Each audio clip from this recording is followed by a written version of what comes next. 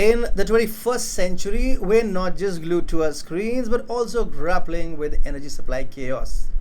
Europe, with its industrial bravado, is particularly enchanted by this predicament. Despite the laughable failure of sanctions against Russia, European leaders persist, causing economic upheaval and driving businesses to flee, notably to the USA. Welcome to TFI Global, the antidote to mass delusion.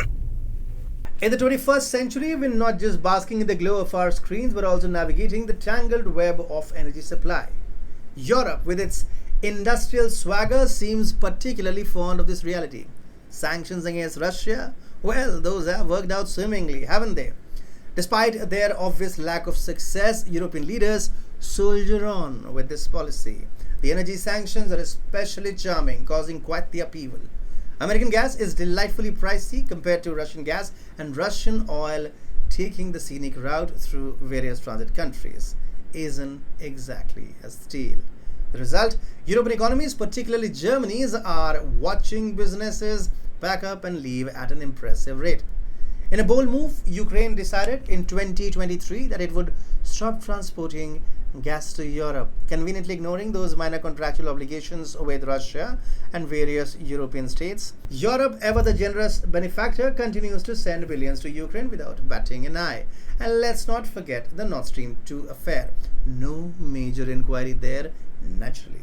Meanwhile, Europe dreams of a green energy utopia despite lacking the technology to sustain it. European energy policy, it seems, is a masterclass in wishful thinking. The collision of green dreams, questionable political acumen, and harsh economic truths has resulted in a delightful chaos. The average European citizen is beginning to notice the cracks. Businesses, desperate for affordable raw materials and energy, are losing their competitive edge at international orders. This leads to unemployment and a shifting socio-economic landscape. In Germany, company closures are now as predictable as a British weather forecast. It is quite amusing to see where some of these companies are heading. They are emigrating to the United States of America. Clearly, someone is benefiting from this fiasco, and it's not Europe.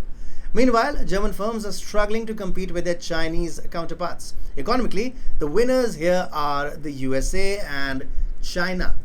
And what's the grand solution? Should we expand the European Union into some kind of superstate to rival these giants, or should we focus on boosting the individual interests of nation states? Many are proclaiming the European project a colossal flop.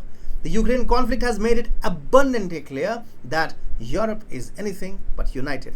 We've witnessed the same disarray during the 2015 refugee crisis. Whether it's sanctions or refugee acceptance, numerous countries simply refuse to align with the EU's directives. One thing is certain, energy policy must be discussed at the national level since it pertains to a country's core security interests. Entrusting these issues to the collective wisdom of the EU has proven to be a spectacular misstep. Sanctions should also be handled individually rather than collectively. The current political circus in Europe vividly demonstrates the EU's weakness. Without new leadership, Europe's economic decline seems inevitable. Perhaps the situation needs to deteriorate further for people to grasp the importance of political engagement. The politicians' poor decisions have inflicted long-term damage on the European economy, and it's uncertain how long it will take to remedy this mess. The passive stance of businesses towards political decisions is particularly baffling. Why didn't individual companies and business associations oppose the sanctions policy? Were the economic leaders unaware that they would become the victims of these sanctions? Economists could have forecasted this debacle years ago, since companies typically plan for the long term. How did so many strategic errors occur in such a critical sector? Unfortunately, the trend continues as nothing significant is being done to address energy supply issues, even amid the climate change frenzy. Do these leaders genuinely believe that green energy can sustain heavy industry? How many wind turbines would it take to power Germany's steel industry? Sanctions policy and climate policy are drifting further and further from reality.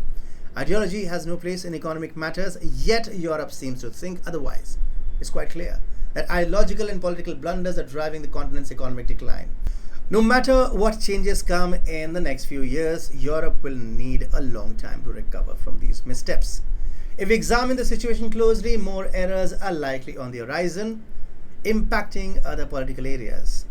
These examples show that most European politicians are incapable of learning from their mistakes. Instead of correcting errors, they distract the public with various campaigns. And with the media under tight government control, this strategy is typically quite effective.